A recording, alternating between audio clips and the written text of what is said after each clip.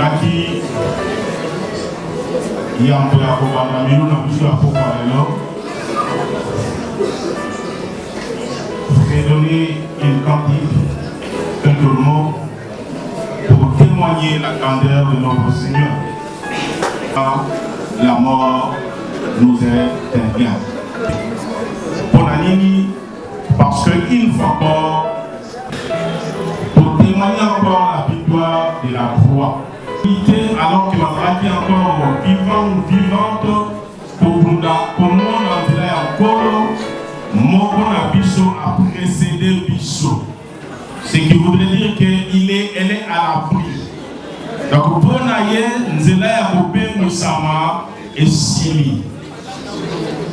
Béni pasteur Jamayala, Koya Kofongola, et Soune Kolaboli.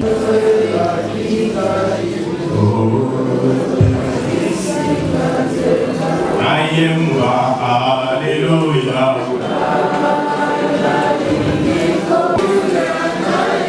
Alléluia, Jésus.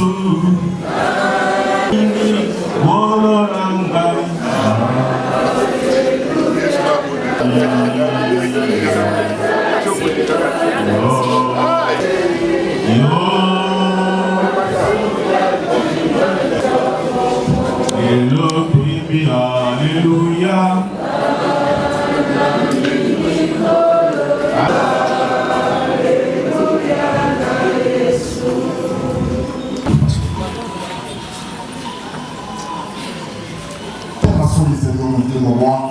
Consoler le thème, oui, ce qu'ils savent. Tous ces nizambe, qui nizambe. De repousser aussi la puissance pour nous revoyons encore ici. Pour être trop. Amen. Merci, pasteur. Est-ce qu'on peut l'encourager? Merci, pasteur. Quelque part, on remercie. Ces remerciements viennent du cœur, du peuple, aux occupations. Surtout en ces jours, en cette journée où il y a eu ici aussi nombreux témoignent de l'amour.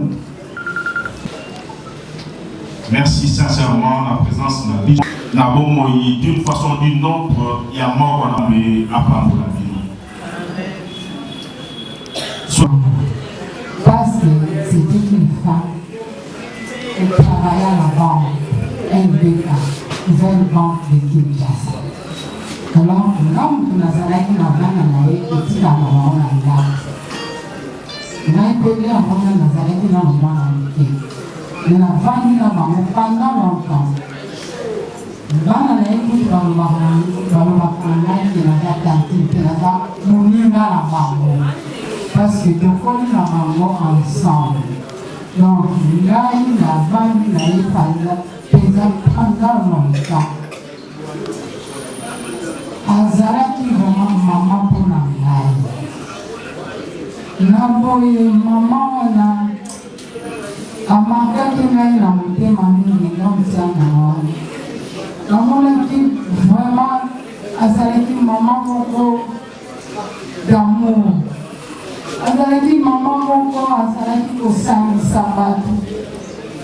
Azalaki maman moko vraiment ya kopoto. Azalaki maman moko ntango nyonso navandaki na ye soki atindi ngai alobi sombela ngai eloko boye asengaka retour te asengaka yango te okomona biso aza na bezo kotinda ngai eloko mosu apesi ngai lisusu mbongo nayebisi ete naza na mbongo na yo alobi te wana tika yango zwa oyo sombela ngai eloko naza yango belgia. Alors navandaki na bambula ebele ntango azalaki na nzamba na ye naboye azalaki koyeba mutu nyonso tu na kati ya ndako na ye sans exception. Azalaki na discrimination te, azalaki koyeba mutu nyonso tu, azalaki kopona te. Alors bato bavandaki na ndako na ye nayebi te lelo oyo ndenge toza na conjoncture lelo oyo te namoni mama moko te lokola grande sœur na ngai avandisaki bato na ndako azalaki ntango nyonso tukoyamba bato ezala basi ezala mibali ezala bana. Si je peux aller plus loin, même dans le quartier, quand on a nous avons ma maman y a sur le quartier, ce qui va y a son fils à maman, l'eau à Kolia. On a eu l'eau à Kolia, c'est là qui pamba. A venir au Pimba, on a monté à lier Bilogoya, grande santé. En tout cas, Azalité vraiment. Azalaki maman moko ya bolingo motema monene. Azalaki maman oyo soki likambo ezali azoloba na biso botika kaka. Botika te likambo mutu asali likambo ya mabe azalaki akoloba botika kaka. Azalaki maman moko ya kimia, maman moko ya kopoma moto. Azalaki maman moko gentil. Azalaki soki tosangani soki ya ye kaka boye bato nyonso ifo baseka bato nyonso bato ozalaki na problème nayebaki soki mama ngalo na ye mama Béatrice aye Gertrude aye oyebake bino nyonso tu bokozala nesemo même devant bana na ye même devant église mama Béa azalaki mama moko ya boboto. L'autre fois, il n'est pas longtemps. Dans mon secteur de travail, à chaque fois, vous avez dit que nous pouvons, soit que la bureau n'est pas au moins la kiosque des Zalaki, parce qu'on a été à bureau comme combien, ma super. Après, nous avons été c'est la bureau comme les monimi. Après, ça a été qu'il y a autant, c'est la monimi. La tirée comme ça. Ba maman mususu bazaosa na ye bandeko na banso baye jamais bati na bango mais soki yo ye ba na ye akoyebi biso zeranga na nduna vandanga nduna lia bio ezala bapapa leki na biso ezala bandeko ya mobali na ye ezala basi azalaki na discrimination azalaki kopuna te vraiment azalaki mama oyo ya ngai ye moto abokoli ngai na kati ya ndako na ye. Donc, vous avez un choc pour la maille, et un choc pour la beauté mon bimba. Je la maman Béa, la évité celui de aux assous. Maman la bonne la carte de la famille, la carte de la beauté, la évité. Maman la zaki toujours pour que ça puisse se tourner. La beauté, je tire le biseau missa, la zaki quand on est sur le problème la maille, benga ya na mususu ya tovana. To tire le gars missa tout solo là. Comment la peine la peine quand ça donc il faut là donc on a mis là donc tu vas pas intervenir alors bien sûr que on veut ya bon ils ont ça là ici moi toujours au sol là tout il a vu ce message parfois là la télé jamais pour la ya bien avec un tantine bien alors ils ont ça là il a un groupe vraiment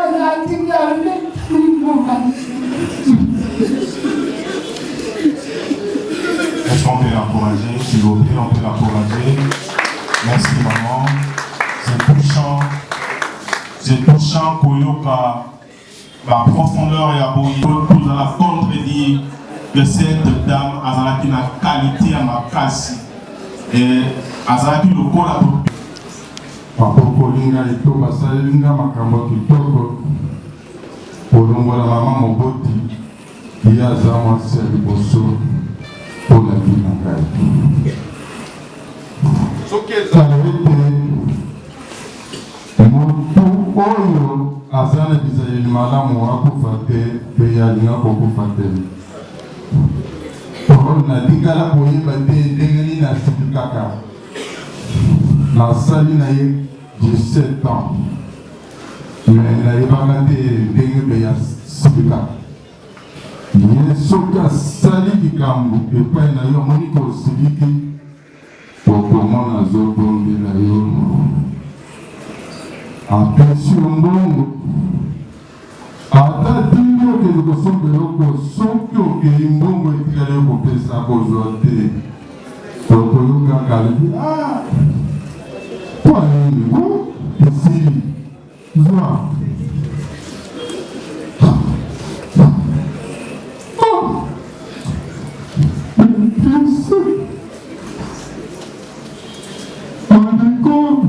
Maman, natikala komona mama bisali lokola ya te natikala komona te ya pusi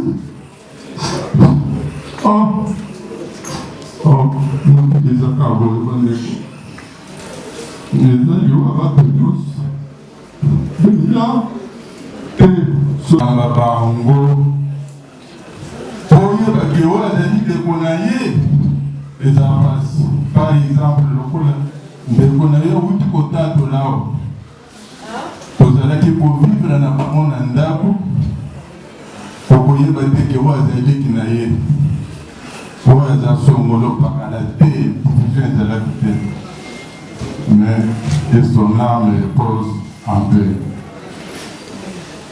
mpona natatola bolamu ya vie ya tati nzela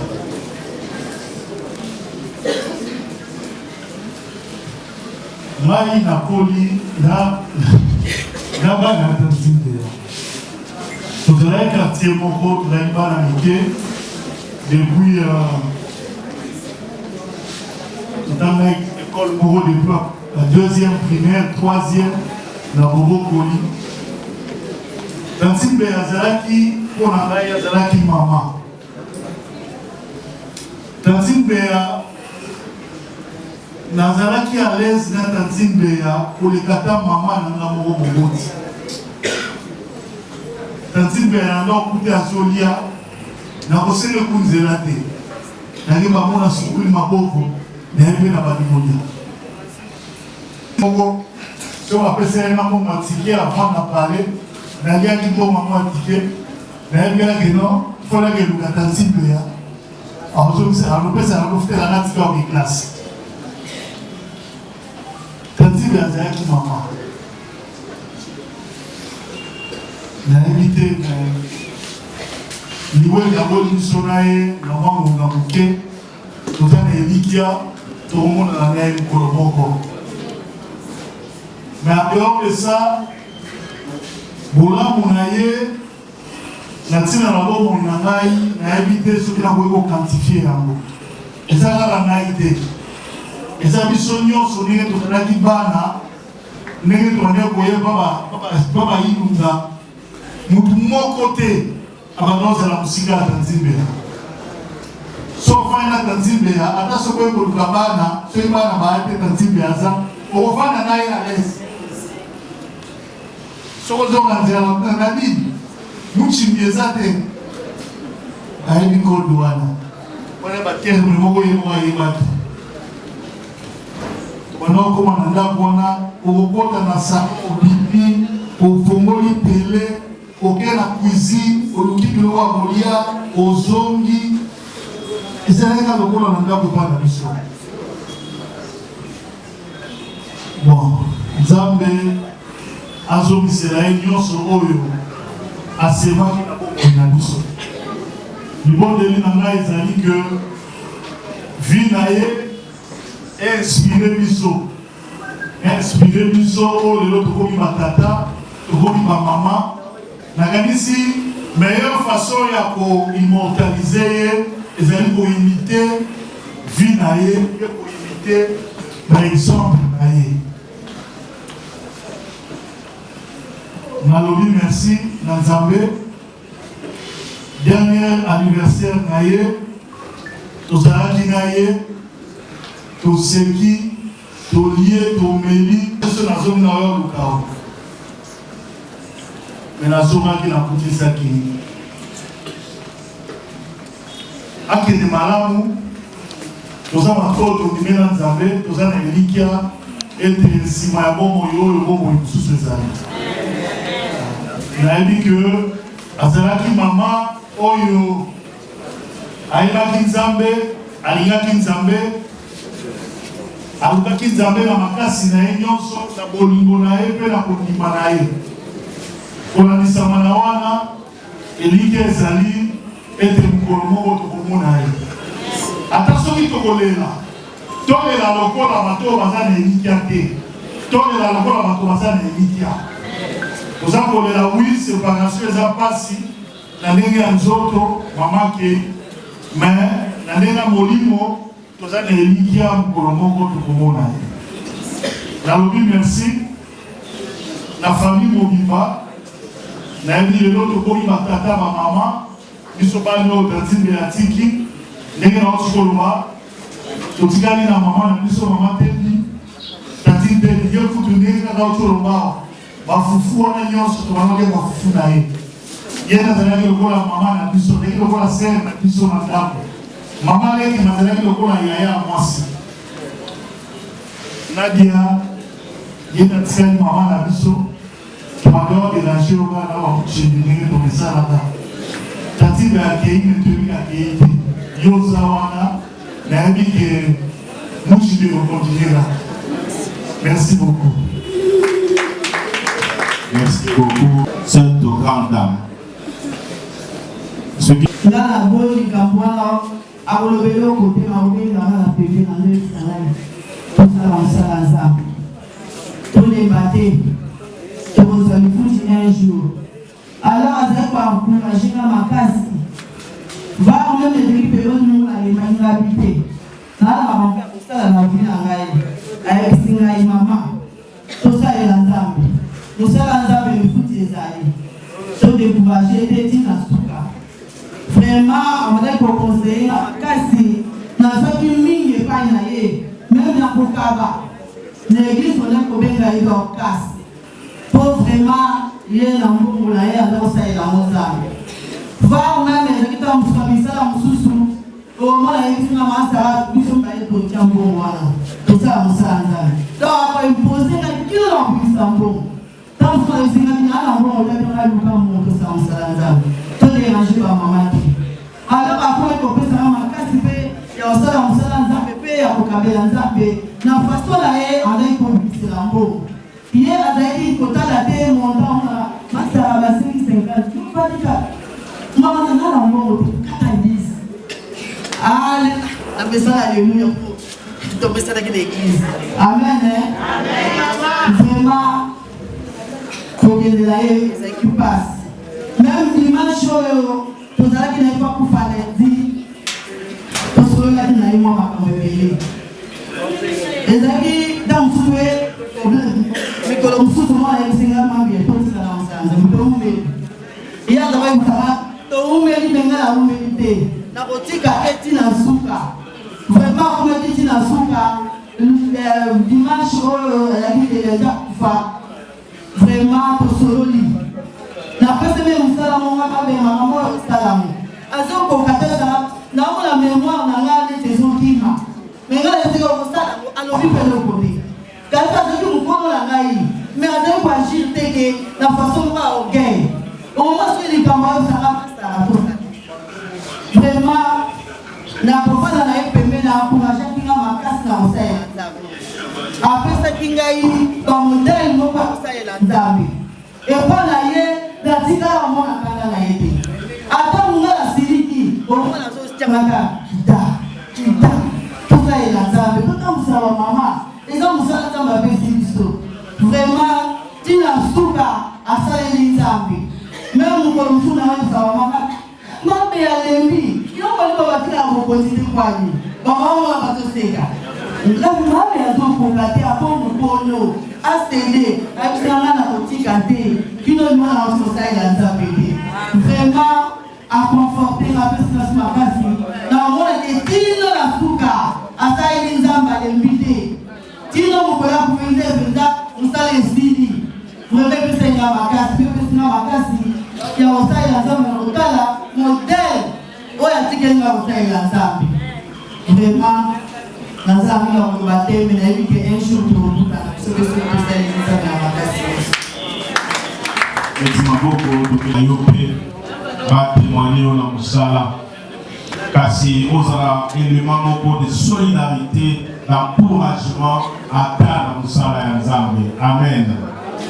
Oui, pour Moko, quand il y a Seigneur, la paroisse, nous allons nous avons pas message parce que l'église est là pour nous. Il a pu s'exprimer en Rwanda, tel que les acquis d'où venons et au Wallon. Tel que les acquis ma casse qui tombe à une canal et on va dans la scène. Bien sûr. Est-ce que ma cambo est toi on va la classe moi comme ça de deux ils ont voulu l'autre à la caméra.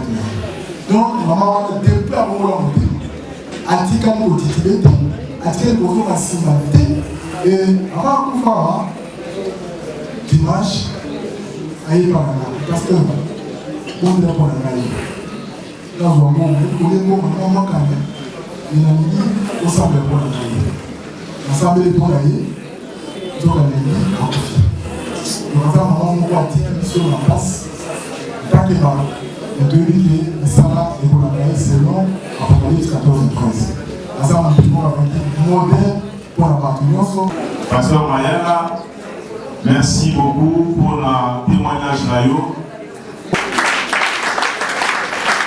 On attend l'exhortation.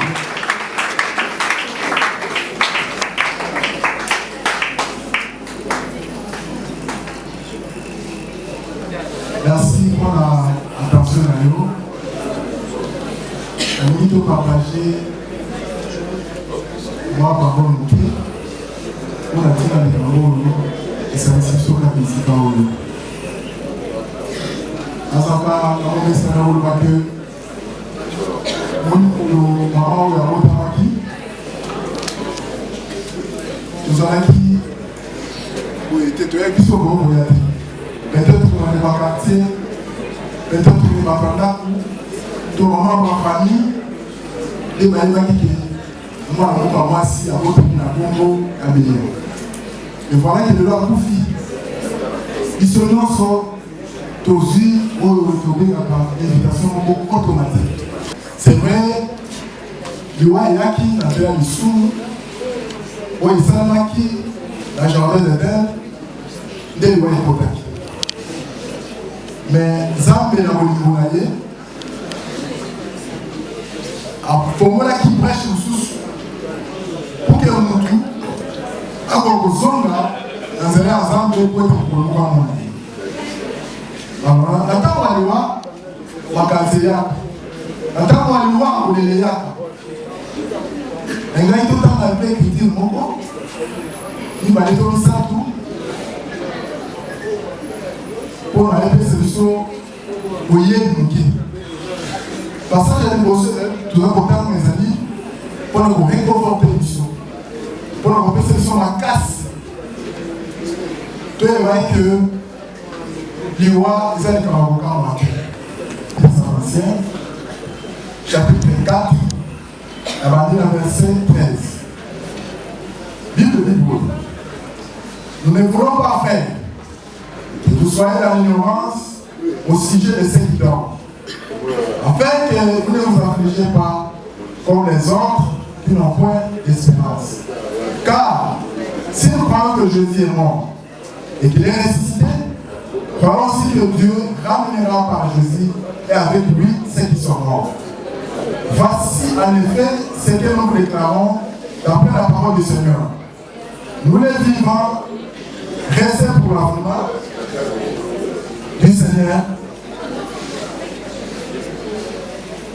à un signal donné à la voix de l'archange et au son de la trompette de Dieu descendra du ciel et les morts à Christ ressusciteront premièrement.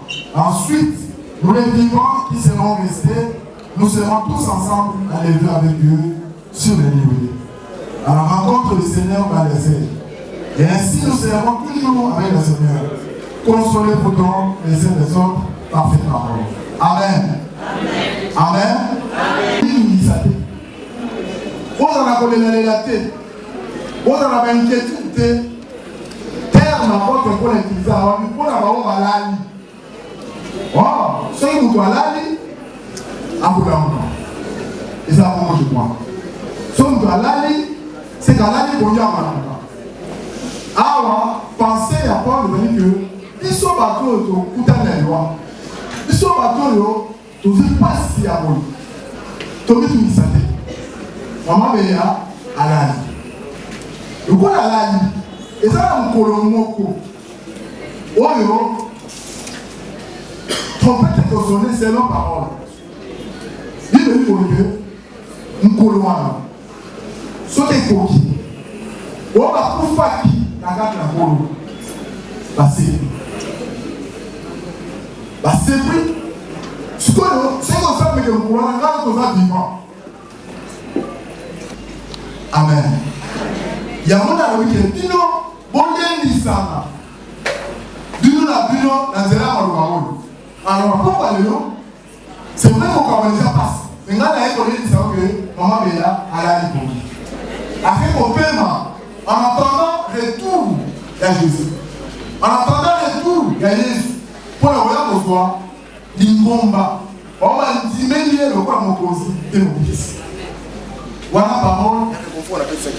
Écriture à parler, place matérielle là, toutes les opérations là, il va dire, et ça là, Ecclésiaste. Ecclésiaste chapitre 2.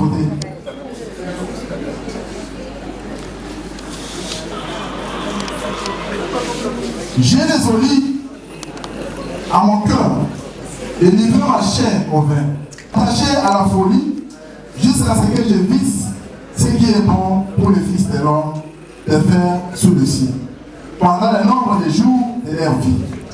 Je dictais des grands ouvrages, je me bâtis des maisons, je me plantais des vignes, je me fis de jardins et de vergers, et je plantais des arbres à fruits de toute espèce. Je me créais des étangs pour arroser les forêts, pour croiser les arbres. Dans la maison, j'ai possédé les troupeaux de bœufs, de brebis, puisque tout ce qui était avant moi dans Jérusalem. Je ramassais de l'argent et de l'or, des richesses, des rois, des provinces.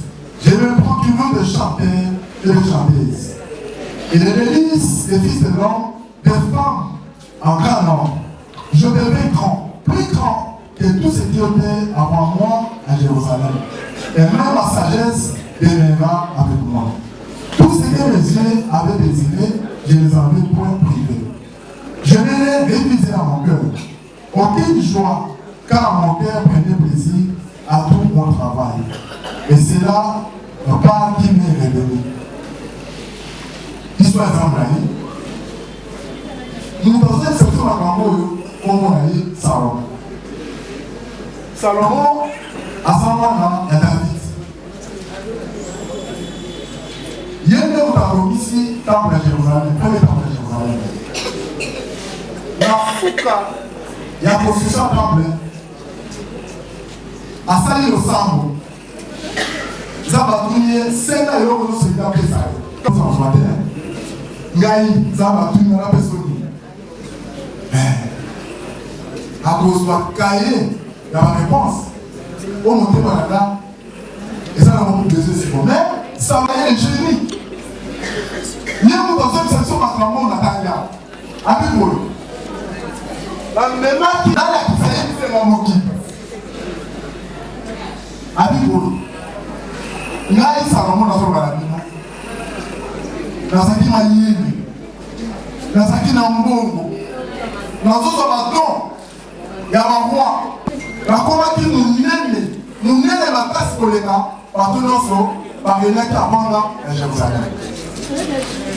Abibasi, il y a ça qui n'a pas pu le dire. Muscle là, c'est comme nous sommes muscles là, il y a besoin en monde. On y a son monocoloma, il y a besoin en prière. Puisque quand nous sommes d'autres là, il y a besoin pour moi et vanité. Nous sommes les apparents. Alléluia. Alléluia. Amen. Na poko yo, na ligipe ngai na yo.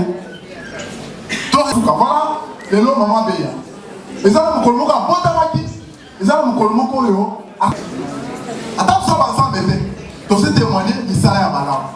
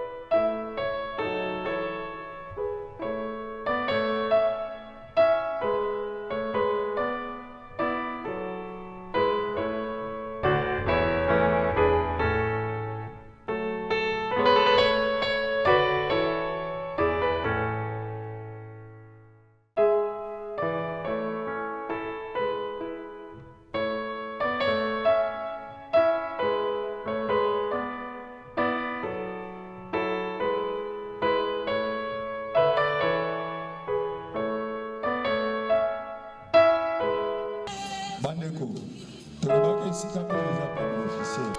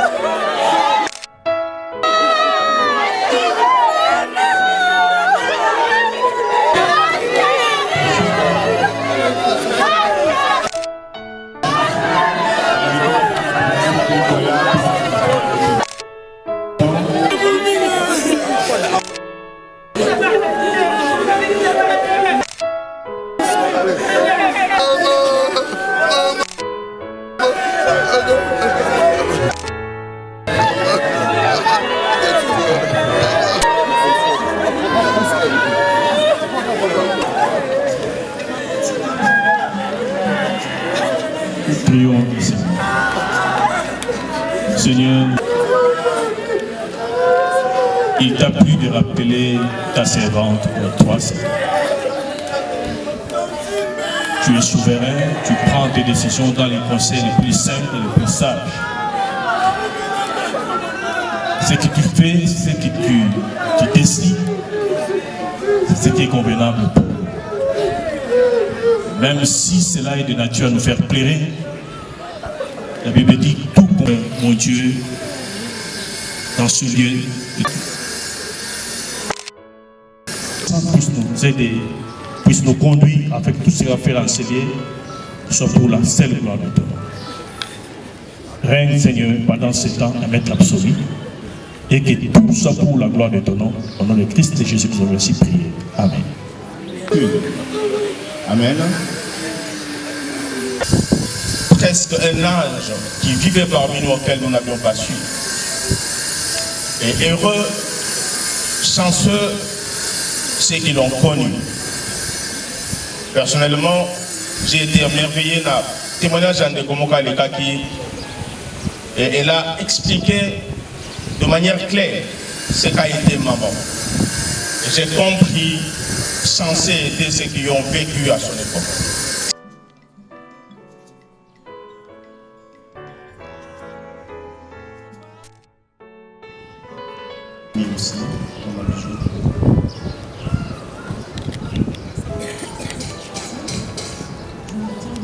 On se souvient qu'il y avait toujours un escalier du côté de Ilunga où à chaque fois qu'il y avait un problème ou à chaque fois que papa et maman avaient envie de parler, ils montaient sur cet escalier et ils regardaient chez nous.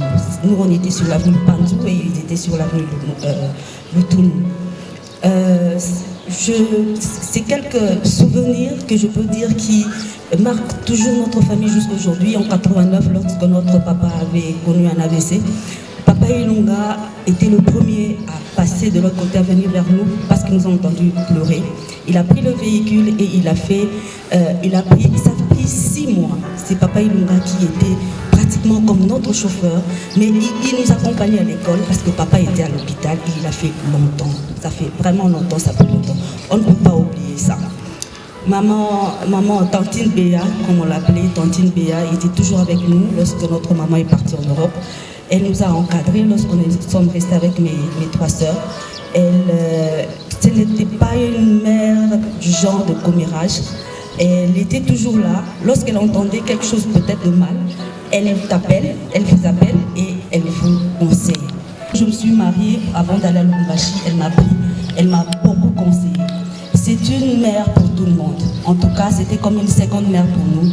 Nous l'aimions beaucoup et lorsque je suis venue à Kinshasa, mes soeurs m'ont dit, tu ne peux pas ne pas voir Tantine Ilunga. Tu dois aller la voir au nom de tout le monde. Tu dois aller la visiter parce que nous avons appris qu'elle était malade. Et je l'ai fait.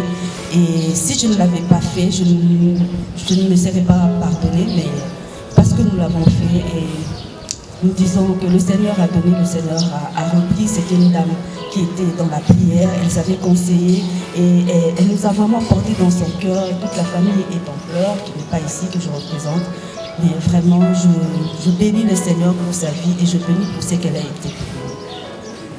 Monsieur Claude Tembo, Monsieur Claude Tembo, délégation de Lubumbashi, qui s'est déplacé. Bien-aimé, ce n'est pas que je devance les choses pour parler de la biographie, peut-être une chose qui sera faite. Maman Béa Ilunga est née dans une famille de 7 personnes, dont elle a été la 4e. Et la personne qui se tient au devant de vous est le fils aîné de la 3e personne de cette famille ou de la grande sœur de Maman Béa. De toute la famille. Et il n'y avait que ma mère avec elle que nous vivons à Lubumbashi. Et pour ma première fois, c'est en 1989 que je suis venu ici à Kinshasa pour visiter la famille, afin que son grand frère, ses soeurs, mes cousins, mes cousines puissent aussi voir l'enfant de leur sœur.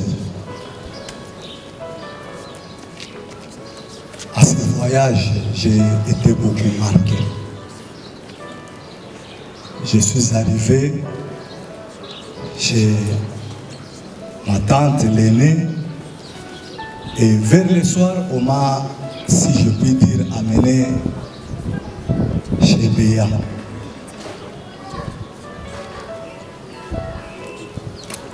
J'ai vécu dans sa maison pendant mes vacances.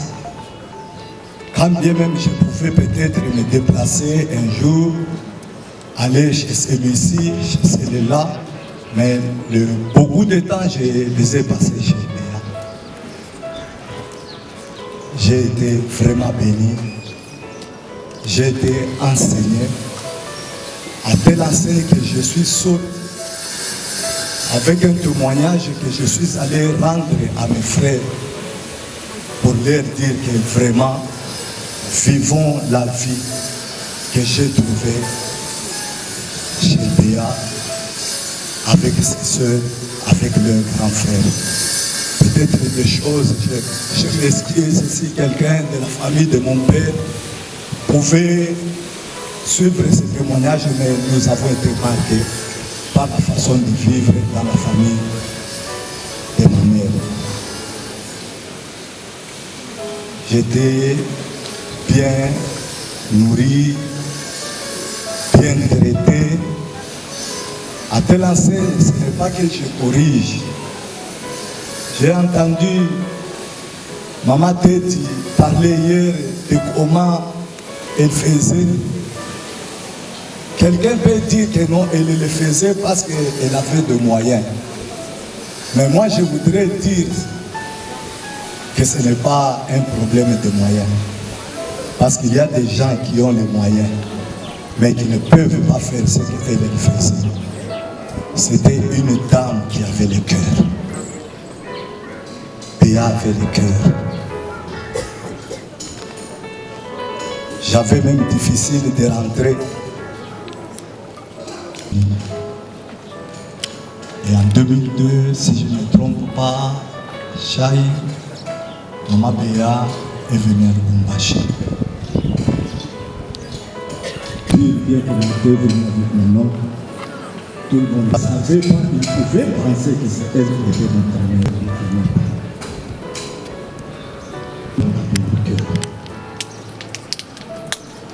Utiliser de tout le monde.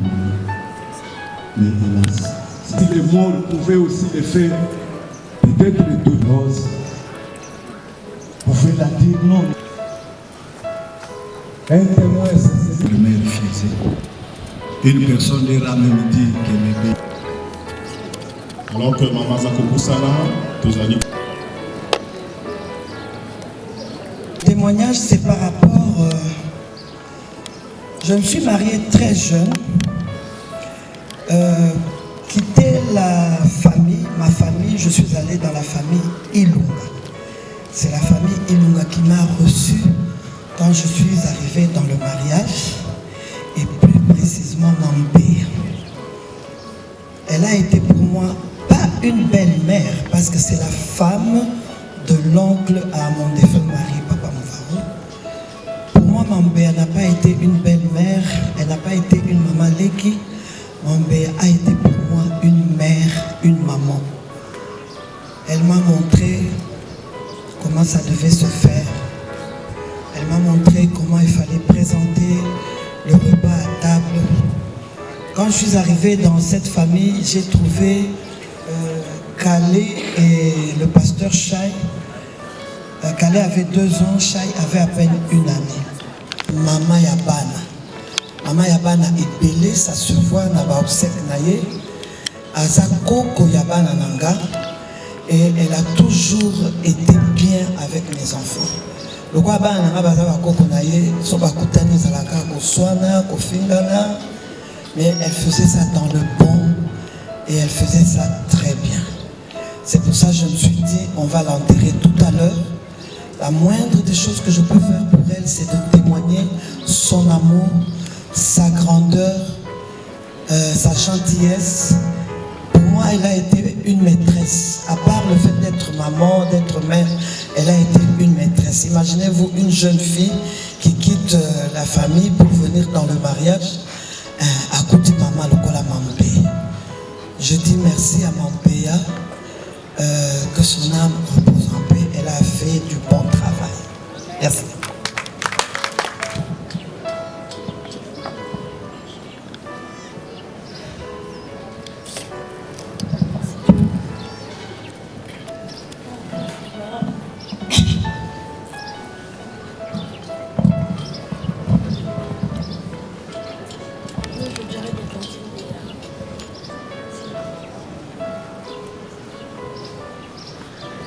Le partage que j'ai aujourd'hui, le cœur je le mets toujours aujourd'hui, c'était une chose. Aussi l'amour pour la vie, aussi l'amour. Je dirais de continuer et c'est vraiment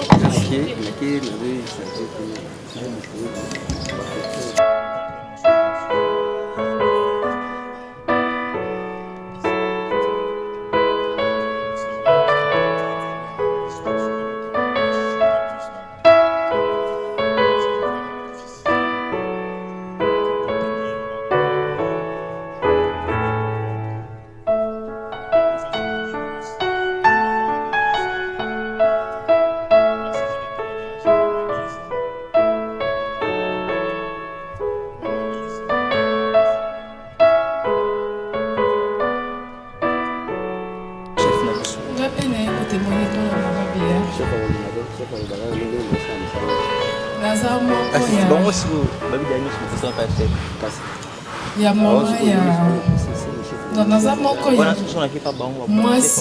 naza mwasi ya mwana na ye tobota na ye mwana moko bana mibale pito tanti beya azalaki bokilo te mpo na nga tanti beya azalaki mama azalaki kolinga te koyoka nga na pasi to nazanga eloko kolia mama oyo alatisa ngai na ye lokola bokilo te me lokola mwana mama oyo alingaki ngai ndenge moko na bana na ye lebandelo ezalaki difficile mpo naza mwana ya camarade na ye alingaki te me ntango toye kobesana akomaki mama mpo na ngai nazalaki kozanga eloko te mpa na ye bana na nga nabokoli bango te ye moto abokoli bana na ngai azalaki mama mpo na bango tinde basisi klase boye na maboko na ye ngai te bazalaki eloko te mpa na ye malgré nakabona na mwana na ye esika nakenda nabota mama wana ya kotalanga malgré mpasa makolo na ye mwana nga akokisi 2 ans atindela ye bilamba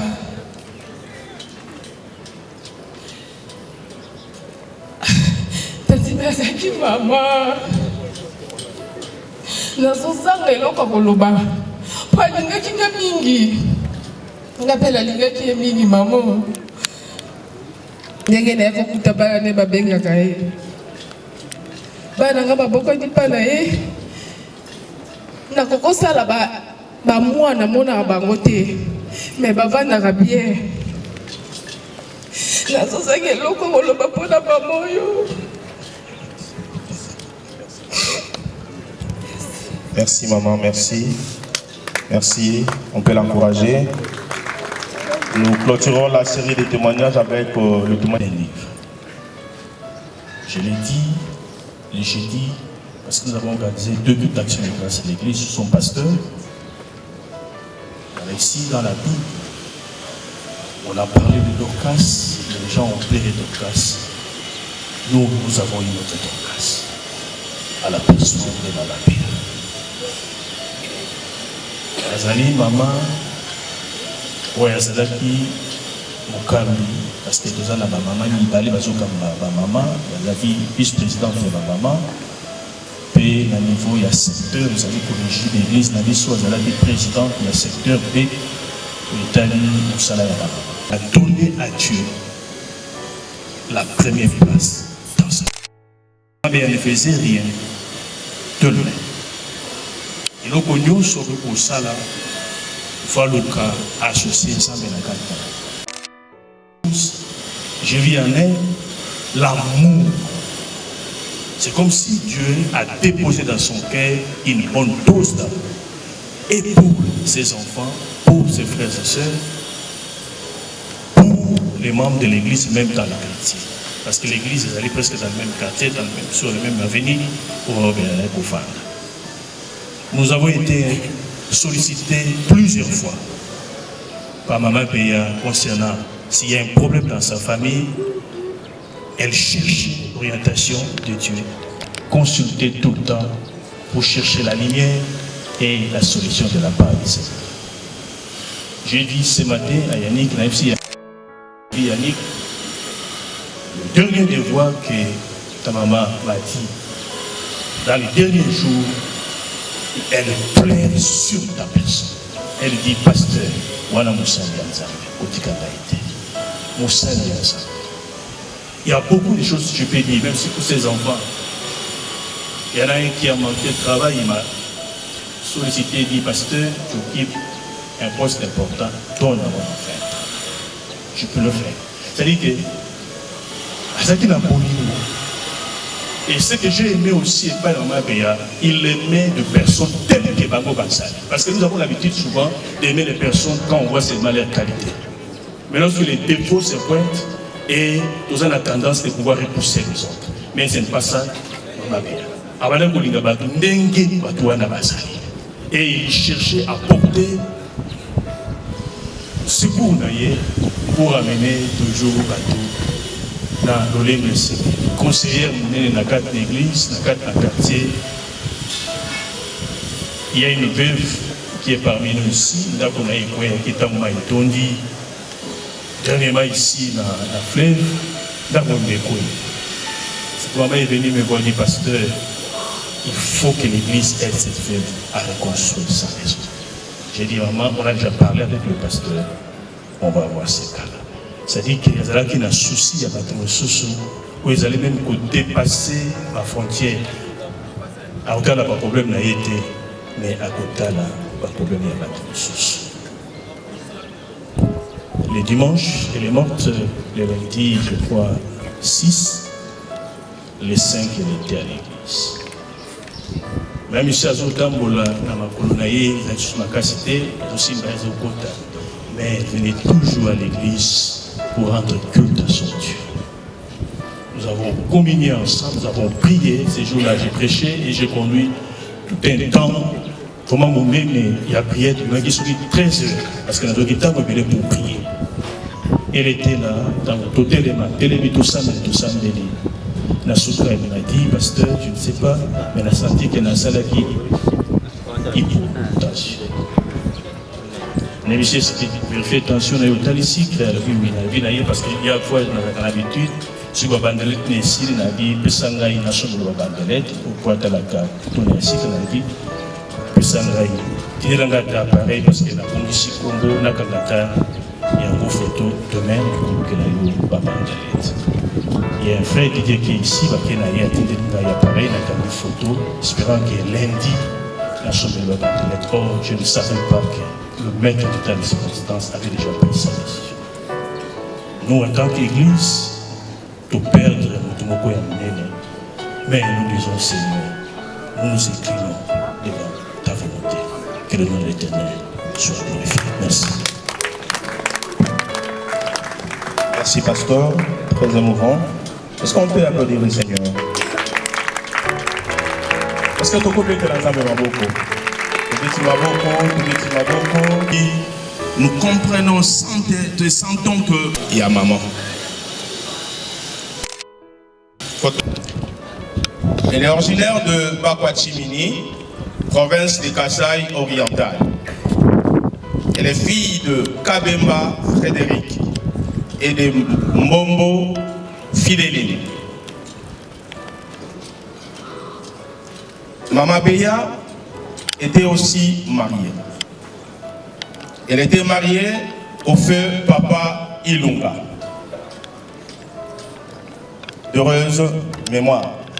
Si nous pouvons nous tenir une minute pour honorer la mémoire de ce papa qui a été un brave dans ce pays.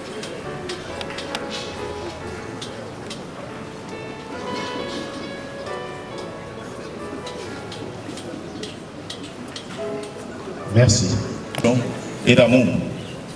Papa Ilunga, bien que nous ne parlons pas de lui, mais c'était l'un de rares. Et je puis dire un mot sur lui. Ce papa, c'était parmi des héros à Sourdine. Des héros qui ont lutté pour la démocratie de ce pays. Et ceux qui en connaissent quelque chose s'en souviennent. Nous saluons la mémoire de ce papa. Mama Beya a eu plusieurs enfants dont je me réserve le nombre tellement qu'ils sont les gens. Mais c'était une grande et c'est une très grande famille, je vous assure. Elle a eu plusieurs petits-enfants auxquels elle en a encadré avec amour. Elle est passée aussi à l'école où elle a été... Concernant cette maman qui est à l'intérieur de ce cercueil, nous sommes tous réunis à cet endroit avec nos cœurs saignants. Un dernier hommage à cette femme exceptionnelle, brave, dévouée, vertueuse, serviable, très accueillante, souriante et attention. Sa présence lumineuse, bienveillante et son sourire rayonnant ont illuminé nos vies et nous ont apporté tant de bonheur. Elle était la figure maternelle pour plusieurs d'entre nous.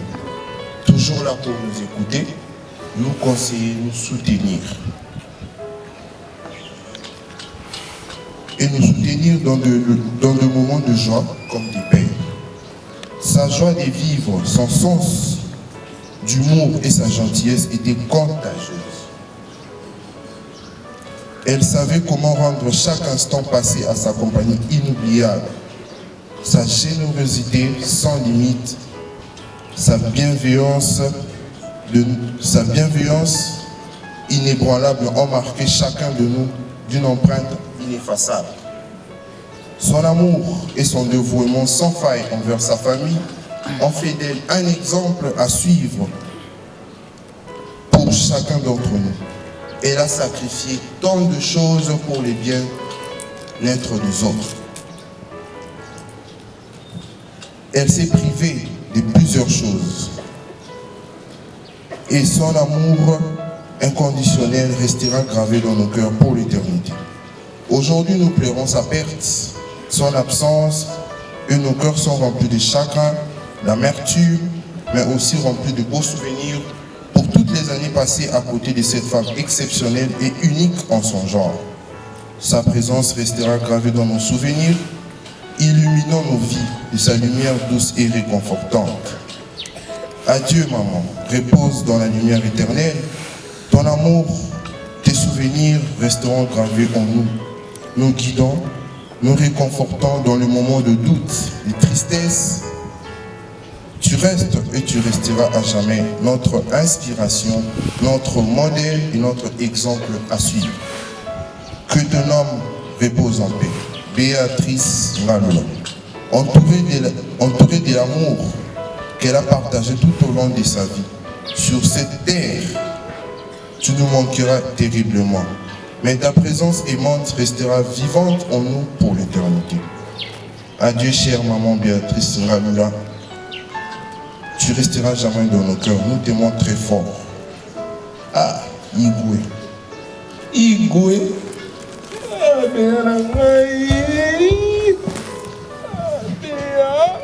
Merci. Oui, c'est la souffrance. Ce n'est pas facile de perdre notre chair. Tout de ces trempes, c'est pas facile. L'autre, ça coule la Mama Beya. Mama Beya a quatre de l'autre côté. Azola la kakapungi. Mokolomoko, elle a lutté jusqu'à ce qu'elle a avec les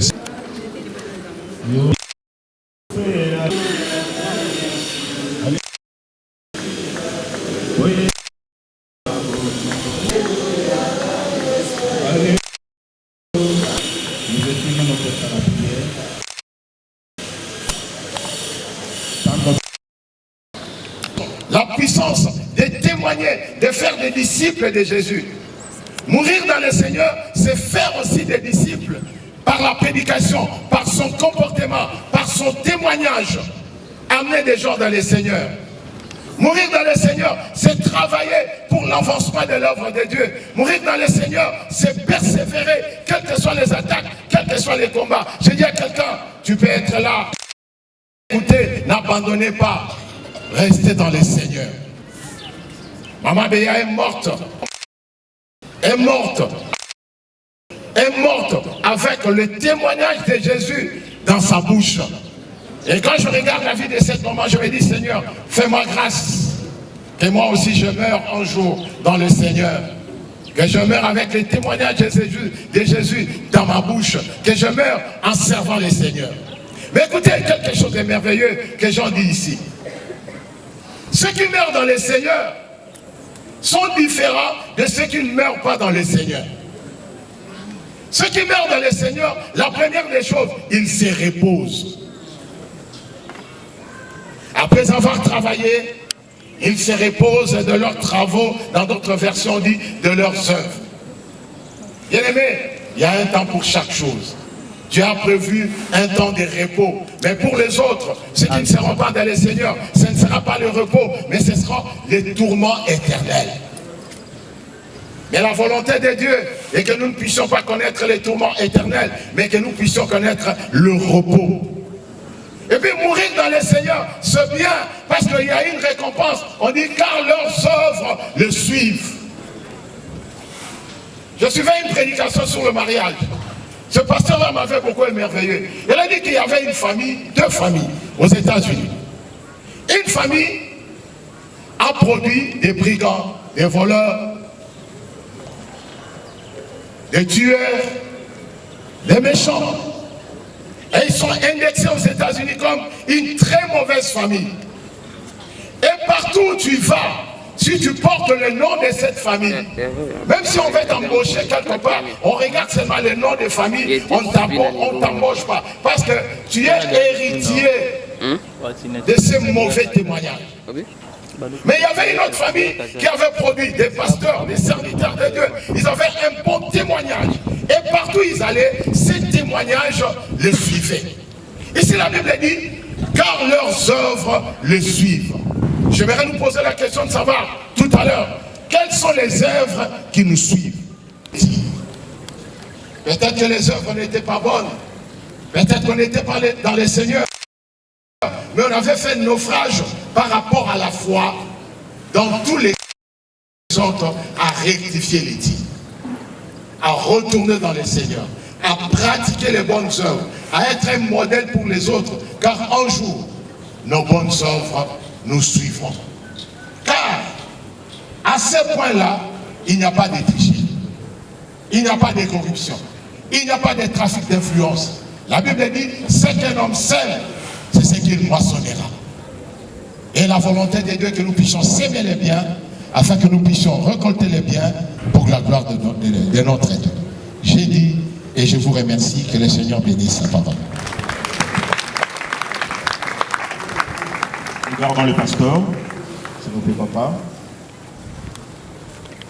On fait venir les pasteurs qui vont prier pour la famille. Si vous nous approchez ici.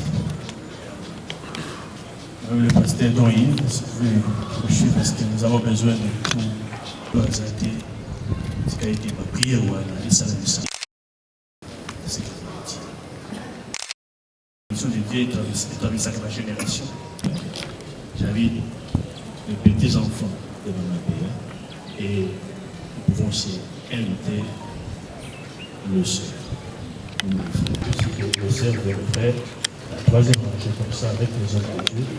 Nous pouvons communier pour implorer la bénédiction de Dieu ainsi que la protection. Ave,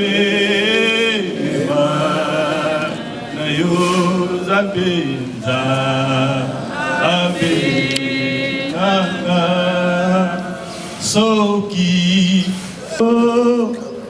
na bema na yo Zambe ingai na belema na yo na Zambe nanga Belemam na bele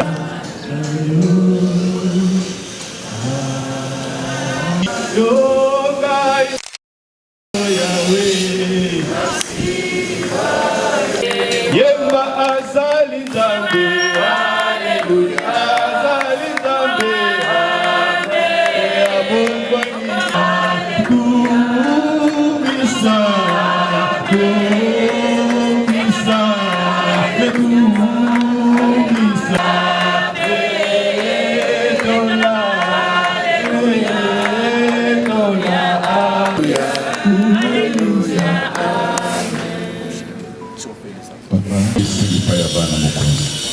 lelo mama beya aza te nzambe d'Israël toye epai na yo mokolo mpe Israël mokonzi bazala protégé Seigneur azalaki na bonzambe roi na bagénération agissez dans leur vie afin que les bons de l'éternel nous te rendent. Mais Dieu tu n'es pas. Et par tout ce que nous avons au nom de Christ Jésus, nous avons ici prié. Amen. Soyez bénis de la part de Dieu. Votre maman a servi le Seigneur. Dieu est non est-ce que tout le monde était l'ensemble de beaucoup?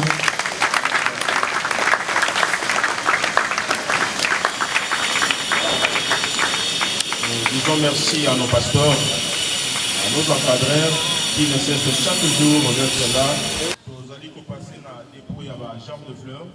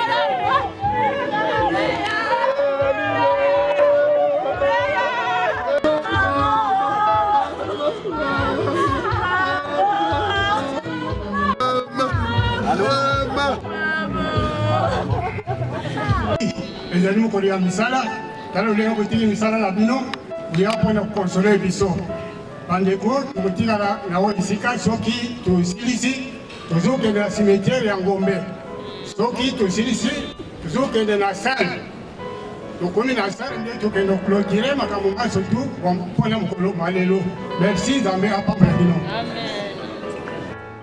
Merci. Si Malabiso Tawana, un des consolations est prévu dans la salle son et lumière. Ils allaient situer sur l'avenue, sur l'avenue Kasavubu, pour les station de campagne. Pour ça, moi, le col Moutazol vers Alingwa. Bon, ça, la moi, ils allaient à droite, dans l'Ikoloko, dans le premier niveau. Bandeko oyo ba monique ba kozala na biso na cimetière T pour des raisons évidentes ba koki ko précéder biso na salle et bandeko ba moni te ba sengeli ba accompagner biso na kunda tokokena bango na kunda sima ko uta kunda nde tokoleka na salle son et lumière. Oui, tozali kobenga moko ya pasteur na biso pona kobondela kotika kokende na biso na nzela oyo toli kokende na maboko na Nzambe.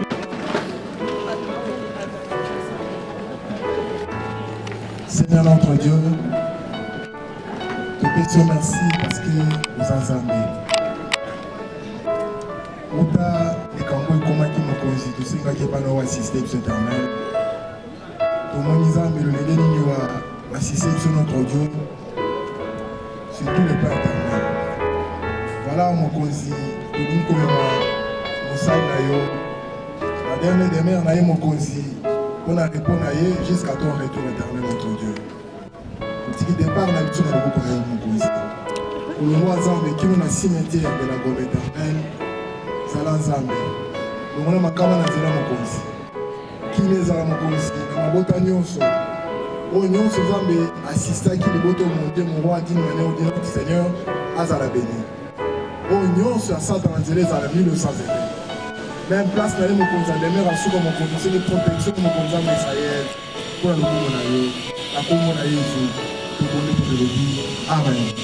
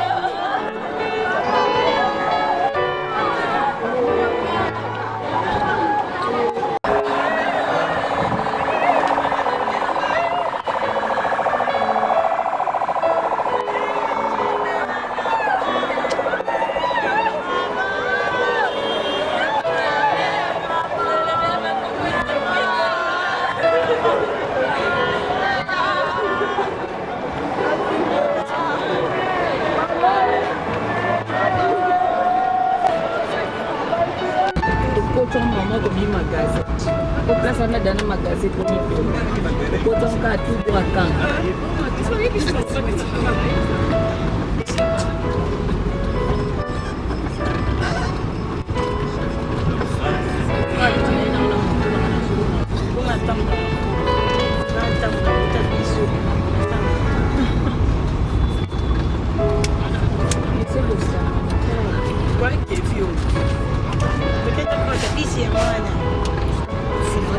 protéger pour faire beaucoup de demander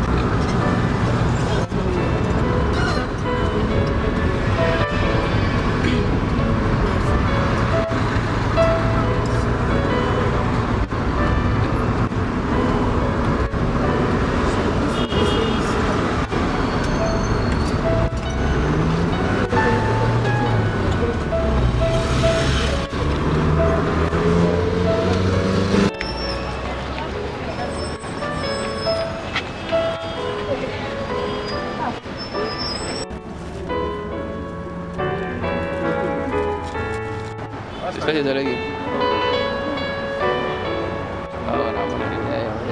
Akin balik ada.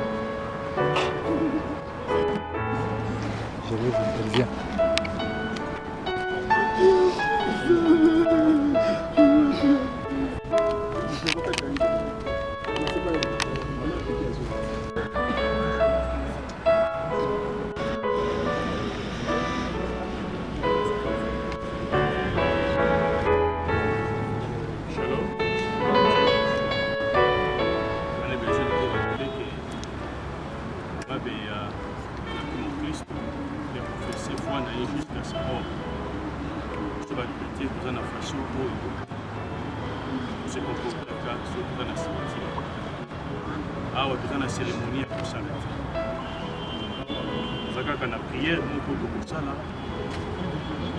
mpona recommande esika oyo mpe nzoto na ye abokokisa.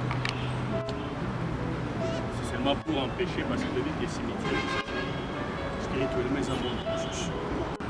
Si vous avez un follow mieux sur mon livre, vous allez comprendre que c'est un lien mystère. Moi j'en ai l'expérience de mon père. Nous avons pris le risque de pouvoir faire chaque nuit. Il voulait entrer en contact. Et puis, maman, donc j'ai compris que par après qu'il y a des personnes au Bazali pour entrer en contact avec les morts et chercher à créer un lien entre les vivants et les morts. La Bible dit que dans l'Ecclésiaste, le verset 5, les vivants savent en effet qu'il est mourant, mais les morts ne savent absolument rien. Ici, c'est le corps. Son âme est déjà auprès de son créateur dans les seins d'Abraham. Mais les gens peuvent venir ici utiliser le corps pour nous faire voir comme ce qu'il y a, on peut avoir un contact avec la paix.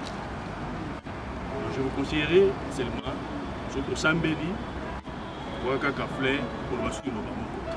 Parce que par contre, vous pouvez prononcer, il faut changer, il faut consulter, là où est le corps. Il y a fallu na kimia na félicité pas une zone. Mais azali posé le jour de l'enlèvement pour être tout le monde en a eu le chouchou. Yesu neko na bolingo yo bolingi ngai mingi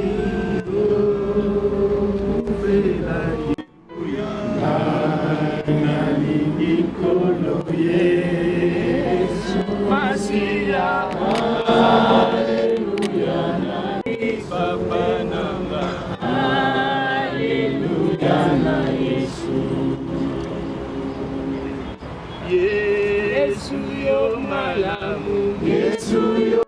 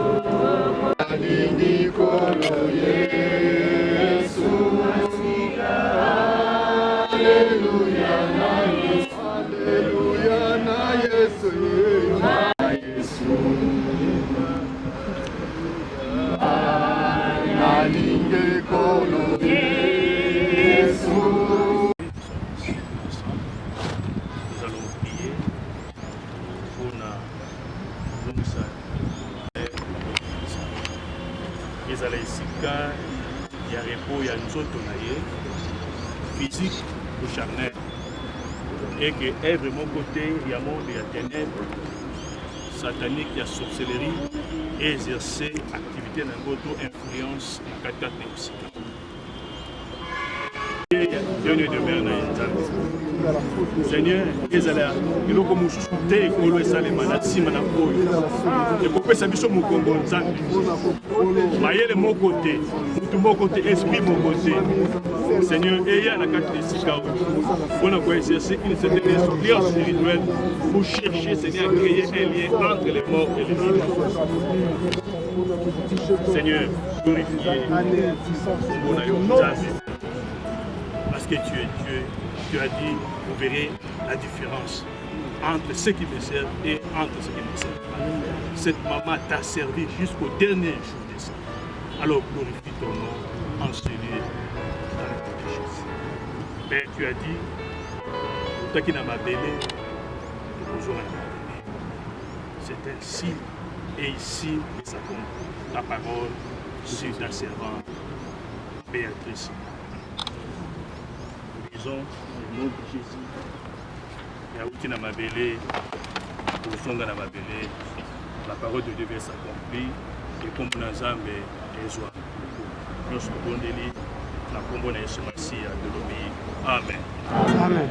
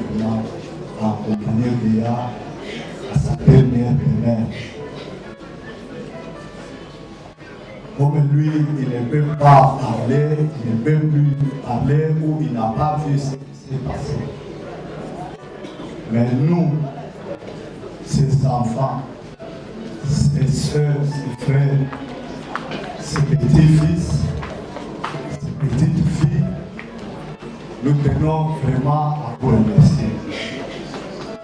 Un grand merci, vraiment un grand merci. Nous allons lever les têtes aujourd'hui. Mais avant que nous puissions lever les dés, nous aurons à partager quelque chose. Quelque chose à communiquer et quelque chose à boire afin de détacher notre soif. Et après cela, nous allons nous séparer à partir d'ici. Souvenons-nous les uns des autres, comme il nous a été exhorté de prier pour la famille, de prier pour les enfants. Et que ça ne soit pas la dernière fois que vous les faites, mais faites-les encore pour d'autres personnes, dans l'église, dans les familles, ainsi de suite. Que Dieu vous bénisse. Donc si je peux répéter un peu de mots, nous allons nous partager quelque chose à manger et à boire. Après cela, le dé est levé et nous rentrons chacun dans sa maison. Une fois de plus, que Dieu vous bénisse.